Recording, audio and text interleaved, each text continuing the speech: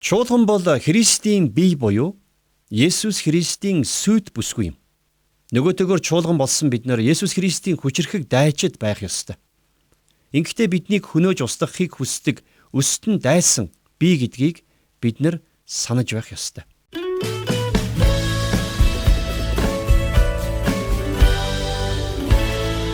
Библийн тойм тайлбар танд хүрч байна.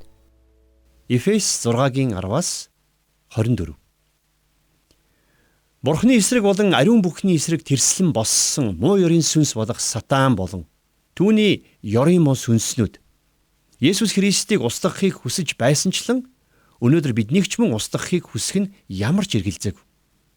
Учир нь өөрт нь бага цаг үлдсэнийг муу сүнс сайн мэдэж байгаа. Тийм учраас тэр өөртөөгөө хамт аль болох олон хүнийг сүрэл рүү авч явахыг хүсдэг. Тэгвэл сатантай тэмцэх та бидний тэмцэлд дараах 3 төрлийн бэрхшээл тулгардаг. Юуны түрүүнд бид энэ ертөнцтэй тэмцдэг. Ингэхдээ бид нар энэ ертөнцийн арга замаар эсвэл өөрсдийн арга замаар тэмцээд энэ тэмцэлд ялалт байгуулах боломжгүй. Харин Бурханд итгэх итгэлээр л бид ялалт байгуулна. Хоёрдугаарт бид өөрсдийнхөө махбодтой тулалддаг. Энэ талбар дээр ялалт байгуулахын тулд бид нар гим нүглээ улааж, аливаа ихэрхэл бардамлыг хойш тавин өөрсдийгөө Бурханд бүрэн захируулах ёстой. За эцэст нь бид сатантай болон түүний хүчнүүдтэй тэмцдэг. Бидэнд сатантай тулалдах хүч байхгүй ч Бурхны хүч чадлаар бид сүнслэг тэмцэлд ялалт байгуулж чадна. Угтаа бол сатаны хүч маш нарийн зохион байгуулалттай байдаг юм а. Энэ тухай Илч Паул өгүүлэхдээ харанхуй ертөнцийн захирагчид эрх мэдэл, хүчнүүд, тэнгэрлэг оршихуйдах ёрийн муу сүнслэг хүч гэж тодорхойлсон байна. Библийн зарим багш нар энэ дэлхийн улс үндэстнүүдийг иргэшээдэг, эрх мэдэл бүхий чөтгөрүүдээс эхлээд хувь хүмүүсийг иргэшээлтэд оруулахаар ажилдаг эрх мэдэл багтай чөтгөр хүртэл тэдний эрх мэдлийн шат дараалыг өгүүлсэн байна гэж тайлбарладаг. Тэгвэл энэ бүх ёрийн муу хүчнүүдийн эсрэг биднийг бат зогсон хамгаалж, Бурхны өвч бүрэн зэвсгийг агсахыг Илч Паул сануулсан байна. Сонирхолтой нь энд биднийг урагш дайран давших тухай биш, харин бат зогсож хамгаалах тухай өгүүлсэн байна. Дайчдаа тулаанд бэлдэж байгаа жанжин мэд Паул биднийг хамгаалтын хуйг дуулга өмсөхийг уриалан дуудсан байна. Бурхны дайчид болсон бид нар дайсны арга мэхэнд автах биш, харин өөрсдийгөө дараах арга замуудаар хамгаалах ёстой. Нэгдүгээрт хамгийн түрүүнд бэлхүүсээрээ үннийг бүсэл гэж хэлсэн байна. Дайчин эрийн бүс нь түүний дүрмд хувцсыг тогтоон барьж байдаг. За үүний нэгэн адилаар үнэн бүх зүйлсийг тогтоон барьдаг. Хоёрдугаарт зөвхт байдлын хуйгийг өмсөж зогс гэж хэлжээ. Энэ нь бид Христийг дахин өмсөж Бурхны өмнө цэвэр мэс чанар, цэвэр зүрхтэйгээр зогсохын нэр юм. Бид ийхүү гим зэмгүүгээр зогсох үедээ дайсны дайралтаас хамгаалагдсан байдаг. 3 дугаарт амар тайвны сайн мэдээний бэлэн байдлыг хөлдөө өмс гэж сануулсан байна. Мэдээж дайчин эр гуталгүйгээр дайсантайгаа тулалдах боломжгүй шүү дээ.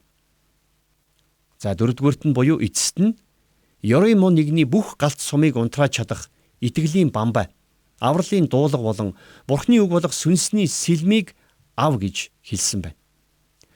Бамбай нь та бидний биеийг хамгаалан халахалдаг бол дуулга нь бидний тэргүүнийг хамгаалдаг. За үүний нэгэн адилаар авралын дуулга нь бидний оюун санааг хамгаалдаг гэсэн үг. Сонирхолтой нь энд дурддагдсан өвч хуйг дуулга нь цэргүүдийг зөвхөн урд талаас нь хамгаалах зорилготой байдаг. Харин ухарч зовтох юм бол ар нурууг хамгаалах хамгаалалт гэж байдаггүй. Тийм учраас Христэд итгэгчид бид нар ч гэсэн сүнслэг тэмцэлдээ ухарч зовтох юм бол дайсныхаа олз болно гэсэн үг. Харин та бидний тулалдах зэвсэг бол Бурхны үг болон залбирал. 17 дугаар ишлэлдэр Бурхны үг болох сүнсний сэлмийг ав хэмээн Паул хэлсэн байна. Бурхны үг бол хурц бөгөөд хүчрхэг илд юм. Бурхны үг бидний сүнсийг дэнсэлж бидэнд үннийг ухааруулдаг. Харин залбирлаар дамжуулан бид нар тулааны үед бидэнд шаардлагатай сүнслэг дэмжлэгийг Бурхнаас хүлээн авдаг. Тийм ч учраас Паул өөрийнх нь төлөө залбирахыг Эфесийн чуулганы итгэгчдээс хүссэн байдаг. Яагаад вэ гэвэл сүнслэг тэмцлийн тухай бичиж байхдаа ч Паул өөрөө сүнслэг тэмцэл дотор байсан. Гэсэн ч тэр ухарч няцаагүй. Харин ч зоригтой байж сайн мэдээг үргэлжлүүлэн тунхаглахын төлөө залбирч өгөхийг хүссэн байна. Ийхүү захидлынхаа төгсгөлд Паул Эфесийн итгэгчидтэй салах ёс хийхдээ тэднийг сайн мэдээний үгсээр буюу амар тайван, хайр, итгэл болон нэгүсэл гэсэн үгсээр ерөөсөн байна. Бурханаас ирдэг амар тайван нь Бурханы нэгүслийг л дагаж ирдэг. Энэ амар тайван бол бидний оюун санааг давсан юр бишийн амар тайван юм.